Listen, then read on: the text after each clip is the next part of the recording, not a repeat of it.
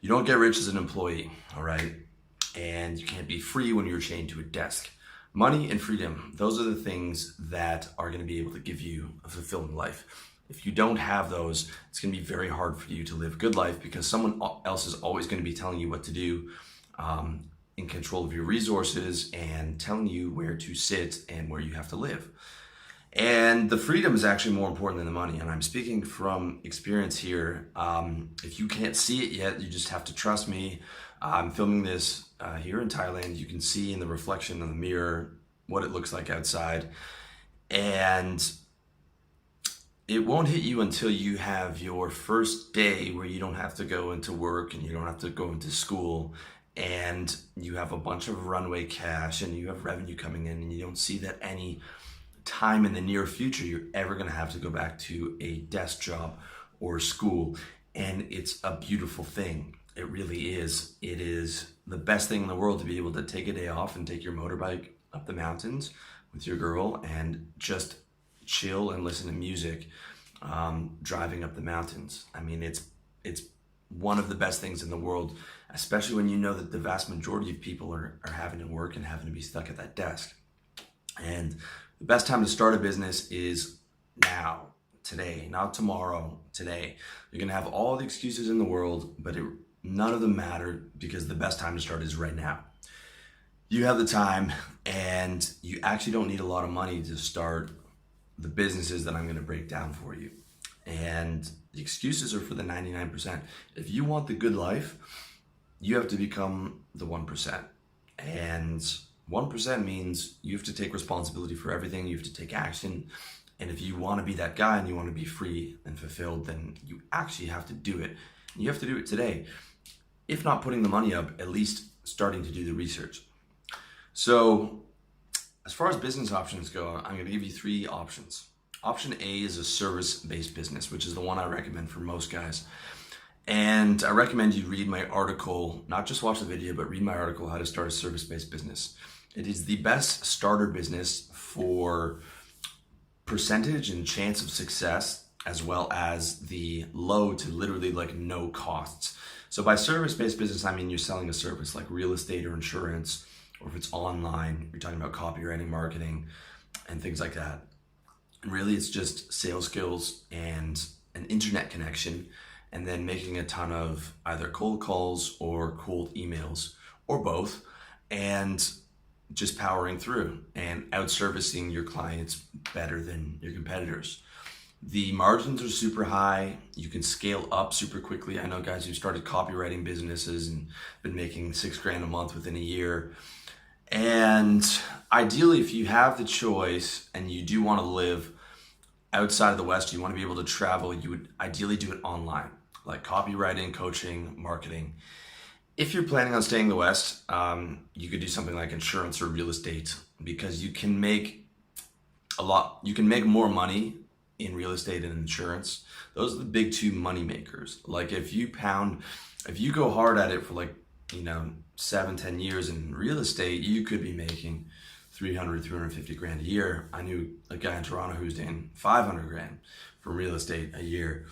So if you're in the West and you're planning on staying there, those are the best options. But I think that having an online service-based business, if I was 20 or 25, that's what I would do, because then I could travel and then I could live somewhere cheap and not be tied down to shitty ass fucking Toronto with 6 months of winter a year. So almost every digital expat that I meet has a service-based business. You hear about all these guys living out in Southeast Asia or Hungary or Colombia and all that, and with these crazy businesses, but pretty much every fucking guy I meet has a simple service-based business selling copywriting or something like that. And if you want to see how to do that, check out my 3-part series with Phil on how to build a coaching business. Phil had no job since he was 20 and basically built a business, personal training, then moved that to online training, then marketing services to trainers. And Phil's 27 now. He moved to London when he was 20 and never had to work a job. And now he lives around the world or wherever the fuck he wants to live that particular month. And if you're a young dude, I would seriously check out that series and look into that particular path. Option B is start an e-commerce business. either drop shipping, Amazon FBA, there's like retail arbitrage. There's all kinds of fucking new shit always coming out with this e-commerce stuff. And if it works, you make a lot more money. It scales a lot larger. You can outsource a lot easier. And the big thing is you're not selling your time for money. With that said, e-commerce is a much, much higher rate of difficulty, which is why it's not my first choice for most guys. I would say e-commerce has the standard rate of difficulty for most businesses, which is a 90% failure rate.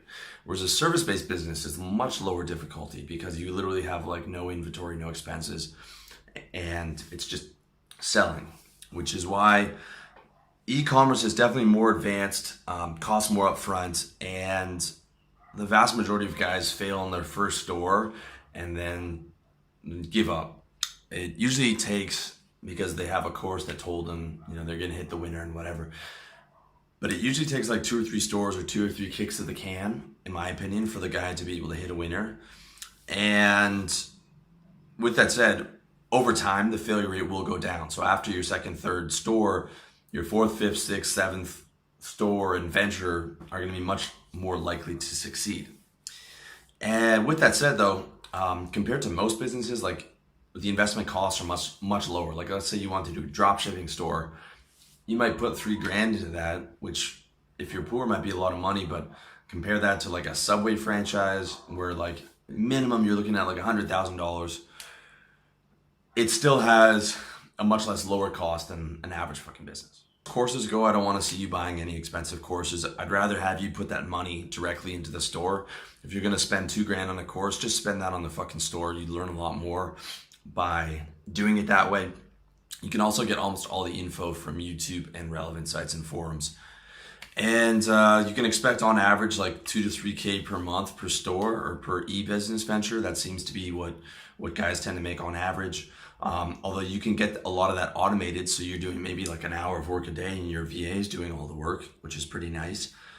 Some guys make a lot more, like Nick makes 10K a month from one Amazon FBA store. You can check out my podcast with him and my video with him to see exactly how he does that.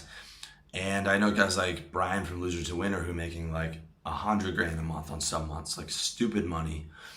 On the higher level, and I've heard of guys who are making more than that, and believe me, I've seen Brian's fucking bank statements. He's making a fortune, and he's not selling a course or anything. I've seen it, the money, it's fucking legit.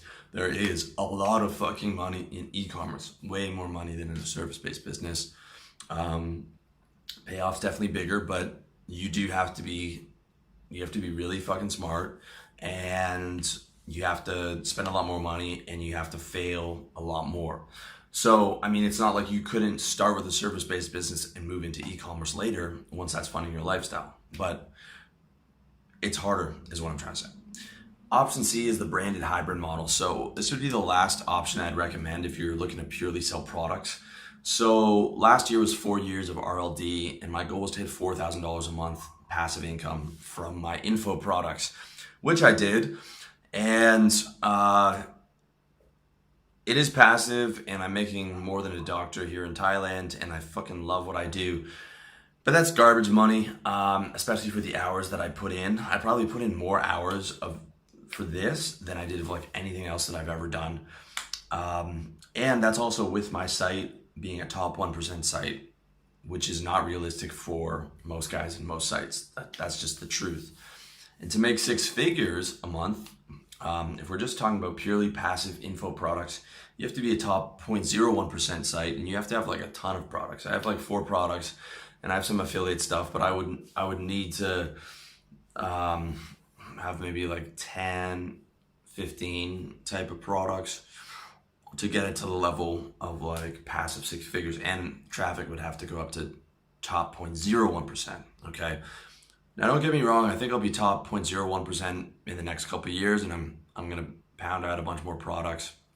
But that'll be 7 years in. I started this when I was 30, and by then I'll be 37, all right? I don't recommend it for most people. If you're just looking to purely sell products from like a personal brand, I really, really don't recommend it.